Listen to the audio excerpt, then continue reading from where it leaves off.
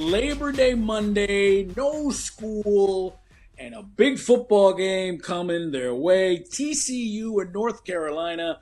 Bill Belichick, he puts the unk in UNC as he takes the field with KJ Carson. I'm Jim Rodriguez. It's the Daily Tip here on BetMGM Network, and we've previewed the game. We're going to talk a little bit about it more, but we want to get somebody who's going to be there, somebody who knows the program intimately, played quarterback at North Carolina, was a 3-year starter there from 2011 to 2013, part of the Tar Heel Football Radio Network. It's Bryn Renner, and he's joining us now. Bryn, how are you? Jim Rodriguez with KJ Carson. Hello. Good morning. How are you guys doing? Thanks for having me. Wonderful. Good, it's man. a Carolina blue sky day today for me too, buddy. You can't beat it. You can't beat it, right? Yeah. Franklin Street's going to be partying tonight, boys. It's going to be partying tonight. It's going to be great. It's going to be a great time. So looking forward to it. So that's, I guess, my first question, Bryn. What is the atmosphere? Because listen, I mean, I live in Miami, so Miami has sort of, under the MAC days, Miami could never get a win against North Carolina. But we have nationally, you don't get this talk of North Carolina football as you're getting now before even one game. So what is the atmosphere, and what's everybody kind of been looking around as Belichick's going to take the sidelines for the Tar Heels? Yeah, I feel like Elvis Presley's in Chapel Hill. And if that makes sense in a small town of Chapel Hill, it is rocking. And, it's probably the most crowded I've seen Franklin since I got on campus in 2009. My parents still live here, and they echoed the same thing. It's just a lot of anticipation, a lot of buzz, especially for a school that, has kind of fought to bring football back for a long, long time. When I got there, Butch Davis came from the NFL. And there was a ton of buzz, and that's kind of why I came to school here, is because Butch was bringing the NFL system to Chapel Hill. And then Mac comes back, and it kind of gets revived a little bit. We have Drake May, Sam Howell, really good quarterbacks, Mitchell Trubisky. We have first-round talent and draft picks, but still only have 8 wins. And now everyone's hoping, we can have some success. But for a first game in Chapel Hill, North Carolina, I haven't seen the place like this, since I've lived in Chapel Hill. As a Carolina family person, as a person who's in New England, who's covered Bill Belichick, and even following Belichick as a kid when he was the defensive coordinator for the Giants, Jim and I were talking about what Belichick offers to the game. From being a former quarterback in college, can you tell us what is the most frustrating thing that you would see across from you? And then I'll tie how Belichick is the master at that. What's the most difficult thing that you dealt with looking across? Well, 2 things, I think, and just, when I had the opportunity to play at the next level in the NFL, the biggest thing is pressure. And you saw it on Saturday against Arch Manning. It's when you have a team that hasn't put a blitz on film. Like, I can't prepare for a blitz I haven't seen yet. And you saw it almost in every high-level game of the high-ranked teams. You saw it last night with Notre Dame, Miami. If you pressure a quarterback, his feet and timing get off rhythm. And I think the second thing that he does well is he takes away your best weapon. And he has said that in the media multiple times. He's not going to let the best player beat you. And I think with this game coming up with Sonny Dykes and Kendall Briles calling plays, it's going to be speed and tempo and try to get the ball to their best receiver. And so I think for me as a former quarterback, when I saw pressure and my number one receiver was playing press man to man and I was getting blitzed, somebody's got to step up on the other team, and he can live with somebody else beating you. But for me, if those guys were lined up at the line of scrimmage, I didn't know who was coming, it was going to be a long day. That's what Belichick specializes in, right? Like I've said, and if you talk about this, Belichick's secret is also his ability to prepare. People have called me crazy. I really believe that this team will end up with only one loss just because Belichick has coached with the best players in the world and has made some of the best coaches at what they do look very minuscule. If you look at Sean McVay in that 16-3 Super Bowl, he now gets to do this with kids who only get to practice, 20, 25 hours a week. Do you believe that Belichick has all these advantages to be able to prepare for a Clemson for 2 weeks, to prepare for a Cal for 2 weeks, to only travel 90 miles for 3 games at the end of the season? Like these are things that Belichick has never been able to do. And now you have an entire system built around the execution of time. And I believe North Carolina will end up becoming first day U, which is second rounders, third rounders, some late first rounders.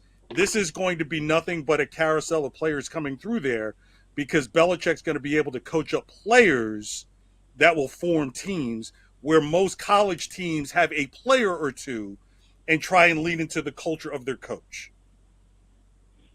Yeah, I would argue that there's more fluctuation nowadays in college football than there is the NFL, with people transferring and coming and going. And so my argument about the whole time is he's used to that. A guy plays for 1 year and then leaves. And then, he's used to that. And he's also not used to a kid saying yes, sir, and no, sir, and getting coached, because everyone knows in the NFL it's a business, and sometimes those guys do their own thing and not do what the scheme says. So I think that's why, he's going to have success, and it's going to take a little bit of time and probably not right away. But once he builds the foundation, you look at what Nick Saban did, and they're really good friends and pretty much the same person and cut from the same cloth. He had success. So I think once you get the buy-in, once you get the standard that he is trying to build and the type of atmosphere he's going to put into the program, I think it's a really good match, especially for kids that really love football. And I think there's a difference in getting a lot of talented kids that don't love football and love the money. But if you get a talented kid that loves football and says yes, sir, no, sir, and wants to do the right things and get to the next level, I think that's what he brings to the table. So it's going to be interesting to see, and I'm looking forward to tonight. Yeah, it's amazing. We're talking to Bryn Renner, who is, of course, was a quarterback at University of North Carolina, part of the Tar Heels radio network. Will be on the call tonight for them. And I guess, listen, for Belichick, I get the idea. He makes the big splash now, gets a lot of eyes, but this is about building this program, 10, 12 years into the future. And I get that, and I appreciate that. But looking into tonight, if we were breaking this down, North Carolina is a home dog in this game. To me, it's a battle of continuity because TCU comes in with a lot of players and a coach who was there last year against a lot of new heads, 60 new faces I read for North Carolina. How do you deal with all these new people against, like, for you, if you were the quarterback, if you were facing a system that already had been in place like TCU, or flip it, you're facing a team that had a bunch of new people. How do you approach that from both ends? Well, I think first, you can't react to negative plays because they're going to happen. You just don't know what you don't know. There's going to be something that shows up in the first two quarters that you aren't prepared for, and punting is okay, but turning it over is not okay. So I think, even when I first started, I think it was more of the goal was to get to the second half within one score. And because, weird things are going to happen. You've seen it all weekend. Everyone's nervous. These kids are 18, 19, 20 years old. They're all hyped up. It's the only game that's going to be on in town. So if you can control your emotions and get to halftime with knowing those mistakes didn't really put us out of reach of still being in the game, then I think, when you come out in the second half, you're so much more calm. And I think it's like, okay, well, I know who they are. I know what they look like. Because sometimes when you jog on the field as a quarterback, you're like, man, I didn't know that guy was that big. Right? So it's like defensive line. You're kind of sizing everybody up. I mean, I remember I was like, I didn't know Clowney was that big because we played South Carolina. He was huge. I was like, okay, you kind of sizing people up. It's like getting in a boxing match. Okay, all right, who am I going to fight? And so once you get past that and the emotional control kind of calms down a little bit and you get your boys ready to go, the second half is when you can play kind of a more brand of football that you want to see. But for tonight, I think it's going to be interesting to see how our offense runs the ball. Belichick likes to run the ball. We know that that's kind of going to be the pro-style system that we want to run. And with Gio Lopez coming from South Alabama, he's going to have to make some plays with his arm, especially in the second half. And so, it's going to be a really good battle. I think, the anticipation of it has been something that I would never expected for a first game in Chapel Hill, North Carolina, to be a Monday night football game for us. So I'm looking forward to it for sure. Yeah, it's wild. I think everybody, and to your point, Brent, you guys are the only show in town. Now, we're a betting show, and I'm not asking you for a pick, but I'm asking you for strategy. 55.5 is the total. I feel the under is the way to go because I think Belichick's, I think you want to sort of bring TCU in the mud, slug it out with them, and get in one of those 17-10 type games. I think that's what would benefit a Belichick offense, especially with their first game together like that. Or do you think you air it out? Well, I think it's going to be how fast they want to play. And I think that's kind of one thing that whenever we played Georgia Tech, we knew that they were running kind of the opposite system where they were going to be a ball control team. So we knew our possessions were going to be limited on offense. So for this, I think you've got to see, okay, how fast are they going to go? Are they going to go no huddle tempo the entire time? And if we can get some 3 and outs and control the ball, we might hold on to the ball for a little bit. And so depending on if they want to go Mach 10 speed and no huddle and run kind of the run and gun type system, I think it's going to be one of those where you just got to wait and see for the first quarter. But I think if you take the under, you're probably safe here because I think he's going to figure them out probably in the second half. And I know what we have defensively. I think, I've been fortunate enough to go to practice a couple times, and I think the defense is primed and ready to go. We have really good corners that came in from, other schools. I will make this point. We have a ton of kids that have a lot of experience. I mean, out of the 70, 39 have been starters, and so they're coming with a ton of experience, a ton of starts under their belt. And I think that's something that's different than just getting a transfer. We've got transfers that played.